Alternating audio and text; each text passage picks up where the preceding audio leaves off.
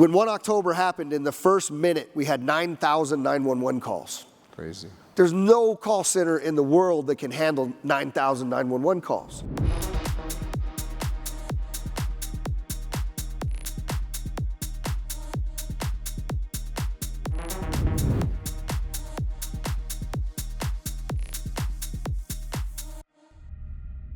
It is wonderful to be here today, seeing you all face to face, and to introduce our next panel, because I truly believe that this panel embodies the spirit of American dynamism. Now, I've known Garrett Langley for a very long time, back when Flock Safety was just a tiny company building V1 of their product in an Atlanta office. And I'm going to share with you a story today because it is probably one of the most impactful stories that I have for my entire investing career. It was fall of 2020, at the height of COVID, and Garrett was going out for his first growth round. And I was being the most annoying investor. We had gone back and forth for about a week on diligence materials, hardware, software, let me get a revert of the model, let me talk to your customers.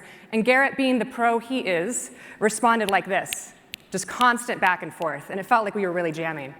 And then it was Saturday morning, and I sent a few emails and more data requests, and I didn't hear anything, crickets. And hours went by, and I just thought, oh my gosh, I've lost this deal. Like, there is no way that I'm gonna get to work with him. And I went to bed Saturday night thinking that it was over. And I woke up Sunday morning to the most shocking email I've ever received from a company. And I want to paraphrase it for you. Garrett said, "I'm so sorry that I haven't gotten back to your responses, but we had an emergency request from Atlanta PD, and it was an all hands on deck moment for the team. A baby was out for a morning stroll with his mother in a low-income neighborhood in Atlanta and was snatched from his stroller by a husband and wife team that was premeditating a kidnapping because they intended to raise this baby as their own. They were so premeditated and looking for a sitting duck that they brought 2 sets of clothing, boys' clothing and girl clothing, and immediately changed the baby after they snatched him from his mother and drove off in a car."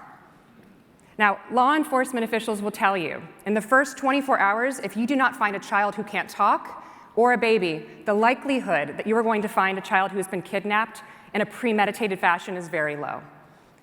But Garrett delivered some good news. He said shortly after the kidnapping, Flock Safety cameras in Atlanta picked up the car and was able to follow that car across multiple counties and find that baby unharmed a couple hours later and bring him back to his mother and bring the perpetrators to justice.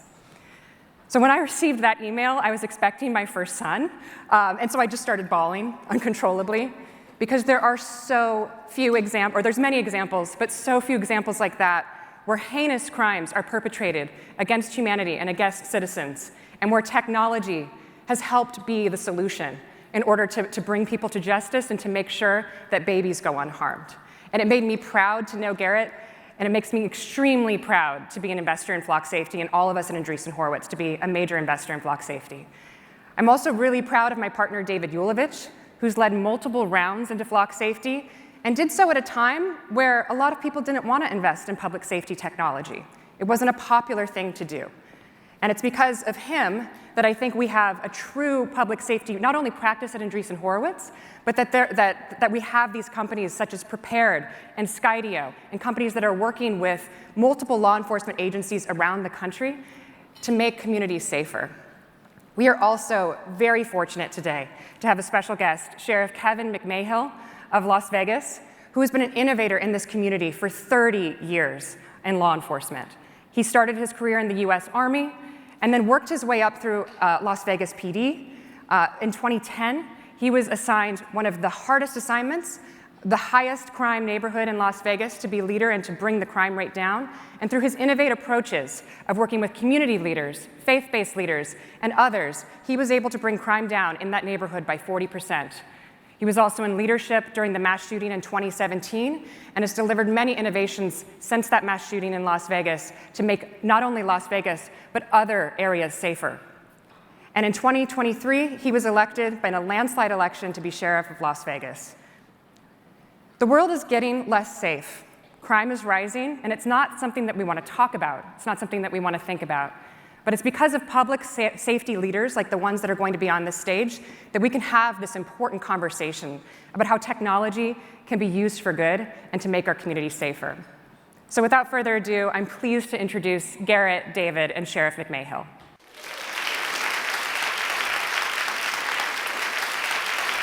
Thank you, Sheriff McMahill and Garrett, for being with us. I'm going to call you Kevin. Please do. It's okay? Okay. Look, let's just jump right in. Garrett, that was an amazing story that Catherine told us. One of the best parts of this job is getting emails from you about crimes that you've solved, things that you've stopped from happening or getting worse. Tell us, do you have more stories you can share with us? Yeah, most recently in Wake Forest, they rolled out Flock, and within their first 24 hours, found 3 stolen cars, a missing child, and 2 automatic firearms on campus, which is alarming because you would think a campus would be safer. I think the other one that was more recent was just earlier this fall out in UCal, Berkeley. And during freshman orientation, 5 individuals with semi-automatic Glocks stole this 18-year-old's Jeep. Obviously, this was supposed to be the best day of this kid's life. He's now going to college, and now he's had the worst day of his life. But one of the powerful things about Flock is it's really about a network. So criminals don't care about city boundaries, but for some reason law enforcement has always had a struggle sharing data. So in this case, when the student called in 911, he said, look, my Jeep's been stolen. These guys have guns. The Berkeley PD is able to immediately put that into Flock, and now everyone in the Bay Area has pretty much someone looking out for them. And within under an hour, that car gets off the highway in Palo Alto, who's also a Flock customer. They get an alert. They know there's 5 individuals with semi-automatic weapons in the car. SWAT team responds. Those people are now in jail. And I think it's that kind of story that sadly happens every day. Thankfully not in your community every day, but those are 2 kind of more recent crazy stories. Sheriff, you were here during one of the worst mass shootings in U.S. history 6 years ago this month. Tell us a little bit about how that day changed law enforcement in Las Vegas, how it impacts how you lead today, and even some of the technological changes that have been implemented. Yeah, so, that day was a day, obviously, that nobody will ever forget here in Las Vegas. And, for a reminder, 58 people died that day and 2 subsequent. 422 other people were shot and survived after being shot with an AR-15, and 850 people were injured. Getting the information that particular day, it took us literally 3 or 4 days. I didn't even know until the 3rd day that 7 of our officers had been shot. That's how chaotic and how much casualties that we were dealing with that particular day. I will tell you that it changed a lot, and we began to teach around the country a variety of different things. Something as simple as, instead of having all of your off-duty paramedics respond to the scene, have them respond to the hospitals, because we didn't know at the time that nurses can't run a main line, but a paramedic can. So we had nurses doing paramedics' jobs, doctors doing nurses' jobs. So we've really fine-tuned that and taught that all across the country. Technology that has come from that is things like ShotSpotter, being able to tell us, where those are at. The technology continues to evolve in these companies, as well as being able to tell us what floor they're on, what room it's coming from. But also a lot of this ability to sort of capture when somebody's carrying a weapon into one of our casinos. So we have this technology now that we have deployed. I won't name the place, but we had one particular casino hotel that had become sort of a haven for our gangsters here. And they were having gang parties every single weekend.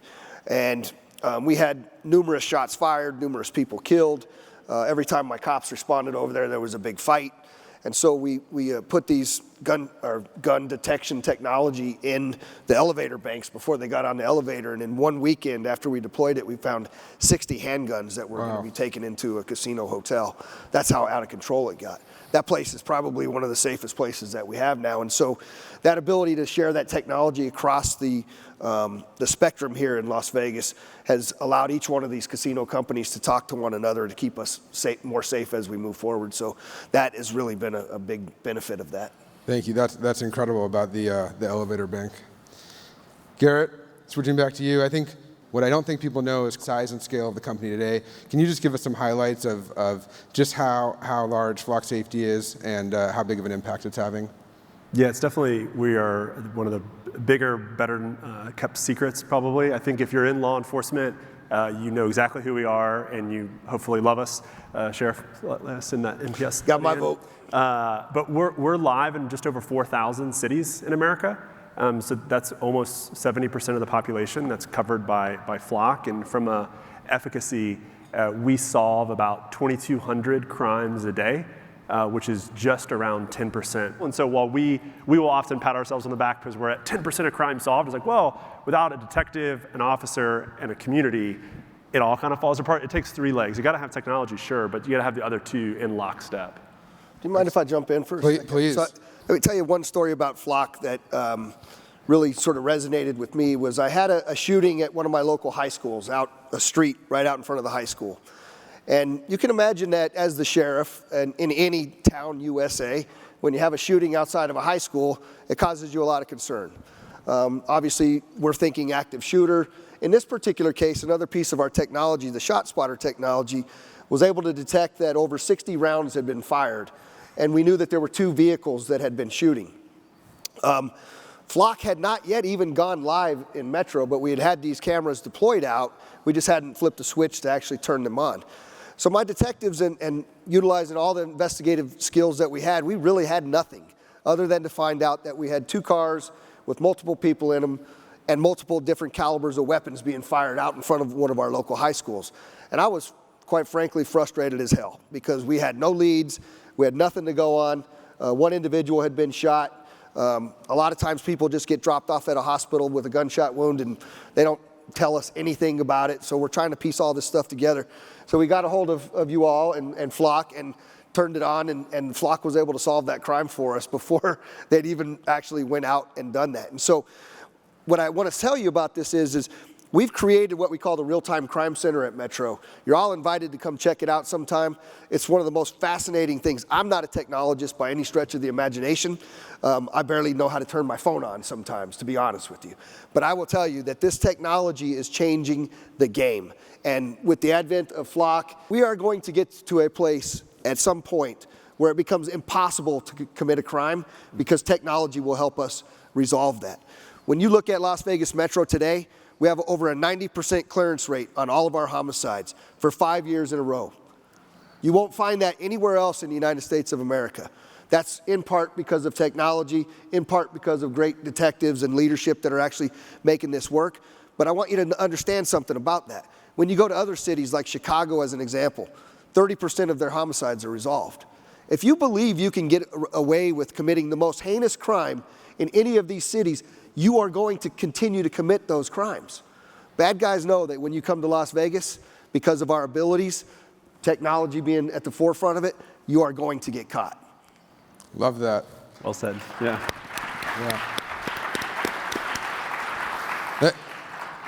I think people come to Vegas because it's a great place to come and they feel safe here. And you've had a huge part of that, and you just talked about that a little bit. Talk to us a little bit about, there's a lot of communities in Vegas. It's not just the Strip. It's one of the greatest tourist destinations in the country, but it's a lot more than just the Strip. Talk to us a little bit about, and you've had a long career here as a patrolman, working your way up, all the way to undersheriff and then being elected sheriff. Talk to us a little bit about how you change the way that you lead and encourage your officers to lead, both with technology and community engagement, and the different strategies in these different micro areas in the greater Las Vegas region. You know, one of the most interesting parts about technology, when we first started it, we started off with 1 crime camera. And, you know, I wasn't a big believer in it, but like any good leader, that when you have people that are very interested in getting something started, and you just give them the opportunity to go do it. And I think one of the things that, you know, in the intro, they mentioned that I had the opportunity to get assigned to the Bolden Area Command, which is West Las Vegas, our predominantly African-American part of town. And what I learned when I started to work over there, it led in every crime category that you don't want to lead in: robbery, homicide, sexual assault, gangs, you know, everything you don't want it to be in. And as I went over there to understand and realize that I had 13 homicides in the first 6 months, and I had a 0% solve rate. And the people in the black community were saying that you don't really care about us. Because the police typically have a very low solve rate in those communities, have a higher level of distrust for the police. And so every opportunity that we've had to deploy these these technological solutions into their communities, it was met with a very high level of distrust. And as we really spent the time about educating them, but also one thing that we're not very good at is really showing them the success, right? We don't like to celebrate this stuff, but we have to go out there and figure out a different way to talk to our communities about what this technology is doing, so they don't think that we're spying on them, that they don't think that we're, utilizing this technology for nefarious purposes. And once I have done that, I've been doing that since 2010, talking about this technology everywhere I possibly can within our community to groups like yourselves, because this technology is, in my opinion, every piece of that technology is the equivalent of 3 police officers. It can get into places and see things and detect things that I don't care how good of a cop you are, you would never be able to see it. And I don't have the ability to show you a lot of this stuff right now via video, but it can detect things that there's not a chance in hell any good cop worth their salt could have ever figured out without utilizing that technology. So it's a really exciting piece for me. And your comment on the communities, just as a quick aside, when I first made we've written multiple investments into flock safety, but when I first made the very first investment, I actually called my sister, who has dedicated much more of her life to sort of, I would call them, I guess, social justice causes, and sometimes she's a good barometer for me of how I should think about things that I might not think about in my normal frame of mind. And her initial reaction was like, oh, no, this is going to be surveillance, that marginalized communities won't want this. And so in part of the diligence, we actually called into some of these community leaders and tried to find out what do people really think. And what they find out is exactly what you said, that actually it makes policing more objective. It makes the solve rate go way up. And in fact, some of the biggest advocates for flock safety in communities with high crime rates are those community leaders from more marginalized communities. And that was something I didn't expect, but we now see over and over again. And so on that note, Garrett, how has been engaging with communities across the United States and in all kinds of different, from all kinds of different backgrounds, how has that impacted the way you think about your product roadmap? You're not just building a company, but you're building something that gets put into communities and has a huge impact. Talk to us about how that engagement has shaped your roadmap. Yeah, I think to your point, the underlying shift that's occurring in law enforcement, historically, the way they operated is they knew what neighborhoods had crime. They would drive around in those neighborhoods looking for someone doing something wrong. So it's like, all right, suspicious people, suspicious activity, there's just it's ripe for prejudice. And the chief was describing to me how, since they've rolled out Flock, they're too busy to do that. And he was excited, right? He was excited because now, to Sheriff's point, it's objective. That car is stolen, that car has a warrant. There's no debate about they don't really care who's inside, they're about to go find out.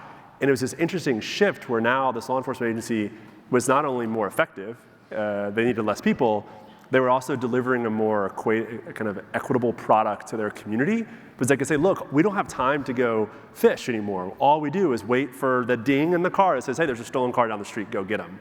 And so I think for us, David, one of the things we've spent a lot of time on is, look, we have incredibly blue cities, incredibly red cities. We have purple cities. We've got from Berkeley, California, to Dallas, Texas, to Dallas, Georgia, which is a beautiful city if you're ever in the middle of nowhere in Georgia. And all different political spectrums, but they all have the same desire, which is to be safe, and they want their kids to be safe. And so what we've spent a lot of time building is kind of 2 directions. One is how do we drive more transparency in law enforcement? But to the sheriff's point, we've unfortunately trained law enforcement to be afraid of the media. Because the only time the sheriff gets a phone call is when something really, really bad has happened. And where we spend time is trying to coach and encourage chiefs and sheriffs to cover the positive stuff too. You're solving so much crime and making such a positive impact, it's okay to talk about it. And when you have this backbone of transparency and auditing that there's gonna be a bad apple, that's fine. Law enforcement's not perfect, no one's perfect. It's worth it. And then I think the second thing we've spent a lot of time on is, we will go have, and the sheriff and I will have a breakfast. We had this back in November, and I'm like, Sheriff, tell me the top 3 crimes you didn't solve this year. And okay, that's what I'm gonna go build. Because the data, as the sheriff was alluding to, is the only way to actually eliminate crime, which is our goal, is to solve it. And so what we have found is the only correlation between a drop in crime is an increase in clearance rate. So the reason why sheriff runs such a safe city is because he clears his cases. So for us, that's our kind of overall product strategy is show me a list of crimes that aren't being solved in a city, and we'll go build technology to change that. Sheriff, what about drones? What role are drones playing in law enforcement? And then actually, if you hold your part of your answer, we're going to talk about where that might go in the future. Yeah. I'm smiling because I always laugh at this stuff because I've been doing this job 33 years now, and I just never really imagined where we were going to find ourselves. And I have to say, building off of what Garrett was talking about, one of the things that really attracted me to the technology of this, however, is the mindset that I have a duty and a responsibility. I have 6,000 employees. I'm the 7th largest police department in this country. I have 58 million visitors and 2.5 million permanent residents. I have a responsibility to those officers to keep them safe also. And let me tell you, in 2010, we shot and killed 25 people. Right now, year to date, we've shot 6. And I attribute that not only to exceptional training and leadership, but to the ability to utilize technology effectively so that we approach these armed individuals in a markedly different way than we ever have. And so now this drone piece that enters into it, we started off with drones. We were using them in SWAT operations. Just fly a little drone through the door. They got defeated, quite frankly, oftentimes by the bad guy. But we get the drone through the door so we could have eyes and ears in for my operators, because I'm sending human beings through a door with an armed subject. So I need to slow these things down and gather intelligence and do the things that will keep these men and women safe. And so we did all of that, and now today, as we sit here right now, we have a drone as a first responder program where I have Can you explain what DFR, what drone as a first responder, what that means? Well, you might want to take a shot at that better than I can, but I can tell you what I know. Go to me, the really simple way to explain it is humans are very good at a lot of things, but you got to imagine you've got a 19-year-old entering into a high stressful situation. They've got a gun, potentially someone else has a gun. The best thing you can do is de-escalate as fast as possible. It's much easier to do that from a drone where no one's life is at risk. I also think the thing that we keep track of on the DFR perspective is the average response time to a 911 call is inflated due to the number of unnecessary calls of service. Sending a drone is a lot cheaper, it's a lot faster. So you imagine, sheriff's got 6,000 officers. That number sounds really big. How many do you have actually on active patrol at any given time? A third? Half that. Yeah, half. So there's really only 3,000 that are actually serving right now. With a DFR program, the sheriff can effectively double his headcount, triple his headcount from an efficiency by having drones respond first, assess the situation, and then decide, is this nothing, turn off the alert, or is this necessitates a human reaction? So we have that piece of it going. We actually just rolled this out now, so we have a number of units that are out there with the drones, and they'll launch, and they're responding to all the high priority calls for service, shots fired. We'll be on the other side, park the drone, throw the drone up, they go up, they get real-time intelligence to the first responders, and it's just an incredible opportunity for us to keep our officers safe, but also reduce the amount of suspects that are they're going to end up dying because of their own actions. And so, the other big part is that we have the responsibility for search and rescue here in Southern Nevada. Mm-hmm. We fly in our helicopters up in these canyons where it's unbelievable how close they actually get with their helicopter blades to these canyons. I'm talking literally half an inch. And, it's a dangerous, dangerous business to be in, but we have a responsibility to save people's lives. And so there's an unbelievable places to hike just within an hour here of Las Vegas, and there's a lot of activity up there. So we deploy those drones with the night vision, and when it gets dark and we're able to locate these these victims that are up there in ways without me having to put my officers in dangerous situations. And so that's another real great advantage for us as well. Yeah, the drone first responder program, just to explain a few more details, what's happening today is being launched from the back of police vehicles. But I think we're very close to a moment in time where somebody can call 911 and a drone will be automatically dispatched from the roof of a police department to immediately provide eyes on the sky. Is the house on fire? Is it a 3-alarm fire? Is it a small fire in the kitchen? Immediately as fire, medic, police are responding, And that kind of situational awareness is unprecedented. And in regions like Las Vegas, it's great to have a few helicopters, but they can only respond to one incident at a time. If you have 2 copters, maybe 2 at a time, that's a tiny fraction of the 911 calls you get. And being able to launch a fleet of drones that can cover an area very quickly over a wide area is really going to transform the way we respond and keep both officers safe and communities safer.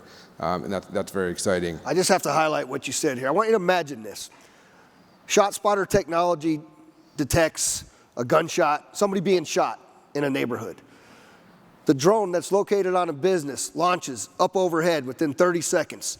Back at the real-time crime center, an officer's watching this, providing real-time intelligence to those police officers who are now responding to go in to save lives and stop the suspect's actions. That is an absolute game changer in my profession. I'm so excited about that part. I can't even. Me too. That's true. That doesn't even need to be a 911 call. It's going to be it'll beat 911 every time. That's right. That's right. With more fidelity. Yeah, it's really an exciting time.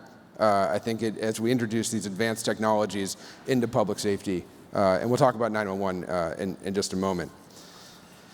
All right, so we talked about community engagement, and I mentioned, when I first made the first investment, I talked to my sister to get her pulse check, which she told me I was going to be a terrible person. Now, of course, she thinks it's amazing. But Flock is really, and Garrett, this is really a testament to your leadership as a CEO, because this could go any number of ways as a CEO of a company building cameras with computer vision technology to find stolen vehicles. But you've really set the standard in public safety around privacy, protection, community engagement, data that you collect. Can you talk a little bit about how that works, and how do you answer to people that want to know about the sort of big brother concerns and surveillance state kind of concerns? It's great to hear about all the safety, and obviously we think that's the primary reason that's critical and worth it all. But how do you deal with the people that ask those important questions too? Yeah, I think there's 3 key points. I think the first is I think this is a benefit. I've probably met with 1,000 mayors in the last 5 years. And we have an incredibly rich, diverse country. It's great. We can be different, but our differences are so small in the spectrum of people's point of view on the world. We all believe we should be safe. We should believe we have some sense of liberties. And I live in one, which is Atlanta. And so the way we think about it is I don't set the rules in Austin. And so from a data retention, from a transparency, from an auditing, the chief has a tough job in Austin. He has 7 days of data retention, and he has to show up every single month and provide an audit of every single search that's conducted on his system. That's dramatically different than in Dallas or in Tulsa or Oklahoma City, where the chief doesn't have to do that, and they have a 1-year data retention, because that's what's appropriate for them. And I'm sure the sheriff has his own set of rules that he feels is comfortable for his community. Because we don't have to have the same thing. We should all agree that we feel safe. So the first is we put the onus on the community to self-manage. The city council, the mayor, they were elected, and the sheriff in this case was elected to protect his community. We should give him those tools. I think the second thing is people have this misconceived notion that we are getting closer to precog, or we're going to predict a crime has happened. We don't do that as a business. So the way we think about the business is creating a rules engine that allows people whose actual job as a detective, as an asset protection individual, to assess what is suspicious. I also think it's important to take a perspective of we've already given up the traditional sense of privacy because we enjoy having Instagram and Facebook and the internet. This is actually dramatically less, and we live in a pretty safe world given those trade-offs. Absolutely. One question on that, just as a follow-up, because I think maybe not everyone knows, it's not just public safety organizations and law enforcement organizations that buy Flock Safety. HOAs and neighborhoods and even corporations will buy it to put it in their parking lots and things like that. Can you talk about how that dynamic works a little bit? If you look at most of our revenue concentration, it's pretty common that the community is spending more money on Flock than the police department. So if I pull up the Las Vegas map, you're going to see the sheriff's 180 or so cameras, and then you're going to see all these other dots on the map. And you're like, oh, that's the Wynn Hotel. They added 4 cameras to cover their parking lot. The sheriff has access to those. He's getting alerts. It's a symbiotic relationship where the Wynn Hotel is saying, we want to be safe. We know it is your job. We know it is not a reasonable thing to ask you to put these cameras here. And that's the same for neighborhoods. It's the same for small business owners. It's this idea that if we work together, we can be much more powerful and successful. Sheriff, tell us a little bit about the process you go through to roll out new technology in Las Vegas, both on the officer training side and maybe the challenges you have there that we can know about and help with, but how you've evolved that officer training process, but also the community engagement process. So I think it's interesting when you talk about privacy, as Garrett mentioned, there really isn't a whole lot of privacy left in the world, in the world that we live in today. And people know that and understand it. What they really care about is whether or not the police department has access to this information. And so, because they don't want us to be J. Edgar Hoover's FBI, building dossiers on people that are not doing anything. And I completely understand it. I agree with that. I think it's really interesting, and I think probably the single most effective way for us was that we engaged all of our critics from the very get-go. We bring them down to the real-time crime center. We allow them to physically watch what is actually happening with the technologies. Probably the biggest issue we had was along the facial recognition technology piece. And we use facial recognition technology, but we only use it as a tool within an investigation. And we use it and we only bounce that facial recognition technology off of jail management systems. So booking photos, people that have already been booked for a crime. And people understand that a lot better, right? We're looking at Kevin McMahill as having potentially committed a crime. There's a picture that looks like Kevin McMahill. We put it in, we verify it, but you can't utilize that as probable cause, and you can't actively utilize cameras to actually utilize facial recognition technology. So groups like the ACLU, NAACP, we've just rolled the red carpet out to them to see every piece of technology we have and explain in those investigations how the technology was utilized to actually help us develop the leads that good gumshoe detectives then have to use to follow up in those pieces, because they want to start at it's not effective and there's a nefarious use for it. Once we get them in and let them see it, then they become our biggest proponents of it, and I don't have to spend a lot of time convincing anybody afterwards because they're out doing that themselves. Sure. One more question with you, Sheriff, and then we'll close with Garrett. We talked about what does the future look like for law enforcement backstage, from 911 to robotics and RoboCop. What would you want to see if you could ask for anything, or things that you'd love to see introduced into your position to keep communities safe? Well, we have a robo dog already. Yep. So now we have this dog that we send in. Thing walks in, the guy can kick it over if he wants to. The dog can get back up and keep doing. Gives us the ability to communicate. I think people like you are the ones that are going to be exposed to the things that we need, and you all will help us determine how it is that we can utilize those. I think the advances in 911 probably right now are the things that excite me the most. I'll give you one example of this. I know we're running out of time. When 1 October happened, in the first minute, we had 9,000 911 calls. Crazy. There's no call center in the world that can handle 9,000 911 calls. And imagine if you had an emergency aside from the mass shooting, we would have never even got to your call for hours or days even. So that ability to use AI and technology within that 911 call center to appropriately direct calls, to answer those calls in a timely manner, is a really exciting innovation for me as we move that forward. And I know we're all continuing to work on it, but that's probably right now a short-sighted answer for what you're looking for, but that's what I'm excited about. And Garrett, any closing remarks on the future roadmap of technology? The thing that I heard a long time ago, I think from someone in this group, was the future is actually already here. It's just unevenly distributed. And so in the case of Flock, our future is that crime is no longer a problem. My kids are 5 and 3, and I'd like to think that when they're my age, they'll be like, wait, so you used to be unsafe? Like you used to actually have to worry about your personal safety? And the reality is that's already happening. We've got dozens of agencies that, like the sheriff, are at 100% clearance rate on violent crime, and they are approaching 100% clearance rate on nonviolent crime. I want to go live there. And I think that's going to get faster and faster. On the more specific product side, if you go to a place like Elk Grove, California, for any of y'all in Northern California, the Bay Area, they're in the future. So in their real-time crime centers, powered by Flock, they get all their 911 calls. They have our DFR product. So when a 911 call comes in, a gunshot detection, a stolen car, They have strategically placed about a dozen of our drones and docks throughout the city. They can get to any call for service in 30 seconds. Amazing. Imagine a change in quality of life for that community where they know no matter what is happening, law enforcement can be there in 30 seconds. And I think that just like will fundamentally change the way we think about our relationship with law enforcement and our overall quality of life. Awesome. Well, thank you both. Thank you, Sheriff, for all the work that you do and for taking time out of your day to be here.